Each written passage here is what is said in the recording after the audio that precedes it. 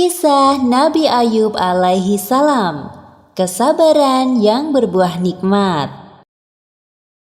Kisah Nabi Ayub alaihi salam disebutkan dalam Al-Quran sebanyak 4 kali.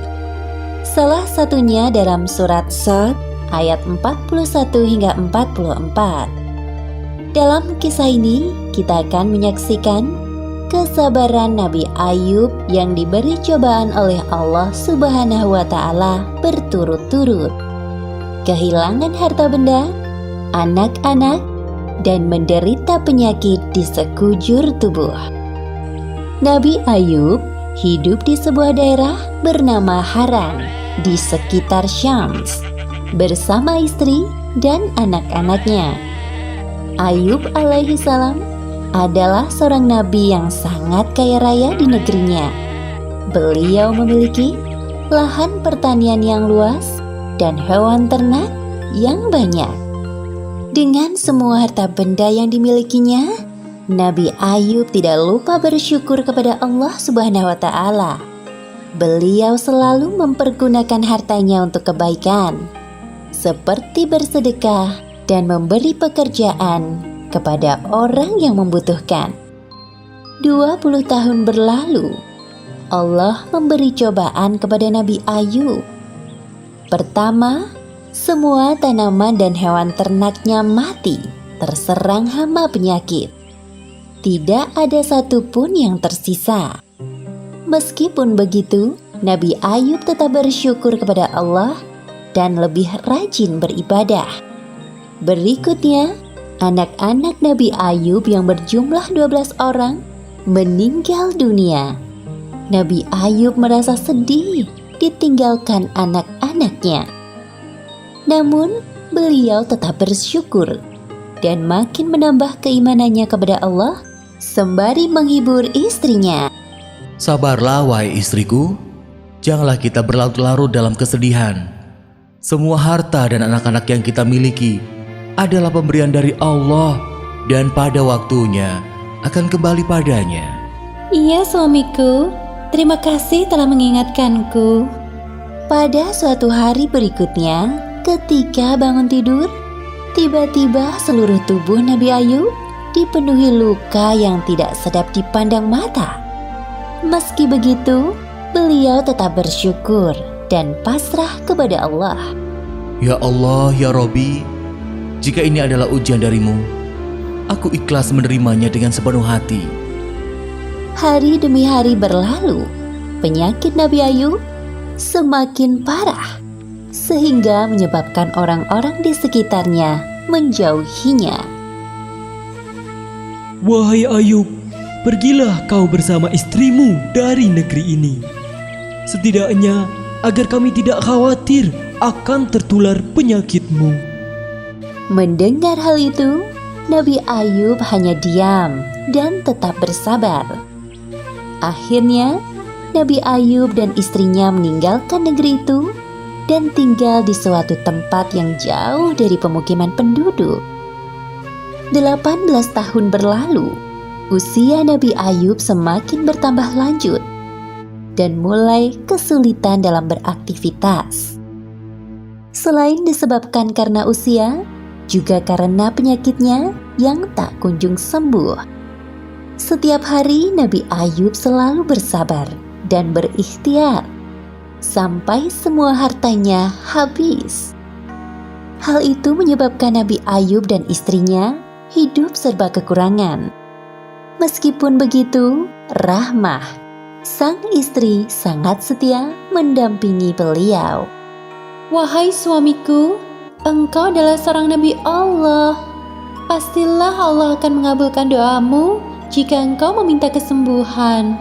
Aku merasa kasihan melihatmu kesulitan dalam beribadah. Maafkan aku kalau lancang berkata seperti ini. Wahai Rahmah istriku, ingatkah kau berapa tahun kita hidup dalam kenikmatan? Kurang lebih 20 tahun wahai suamiku. Sebenarnya aku amat malu meminta kepada Allah. Kita ini diuji kurang dari 20 tahun sudah mengeluh seperti ini. Hari demi hari, penyakit Nabi Ayub semakin parah dan mempersulitnya untuk beribadah. Ya Allah yang Maha Penyayang, ketika Engkau memberiku ujian, aku coba bersabar menerimanya. Namun, jika ujian itu mempersulit ibadahku kepadamu, maka kiranya Engkau angkat penyakitku ya Allah. Seketika itu, terdengar suara dari langit. Seperti yang disebutkan dalam Al-Quran surat Shad ayat 42. Allah berfirman, "Hentakkanlah kakimu, inilah air yang sejuk untuk mandi dan minum." Saat mendengar suara itu, Nabi Ayub bangkit dari ranjang dan menghentakkan kakinya ke tanah. Lalu muncullah air. Kemudian ia gunakan air yang memancar itu untuk mandi dan minum. Seketika itu, hilanglah semua penyakit dari badan Nabi Ayub. Ketika itu, istri Nabi Ayub yang baru masuk ke dalam rumah kaget melihat sosok laki-laki di dalam kamar Nabi Ayub. Maaf, Anda siapa? Apakah Anda melihat seorang laki-laki yang sudah lanjut usia terbaring di atas ranjang ini? Laki-laki itu berbalik badan dan berkata kepada Rahmah, Wahai istriku, tidakkah kau mengenaliku? Engkau Ayub? Benarkah engkau suamiku Ayub? Benar, wahai istriku, aku Ayub suamimu. Allah telah menyembuhkan penyakitku dan mengembalikan tubuh dan parasku seperti saat muda dulu.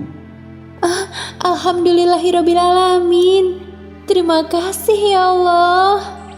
keesokan harinya, berita tentang kesembuhan Nabi Ayub sampai ke telinga orang-orang.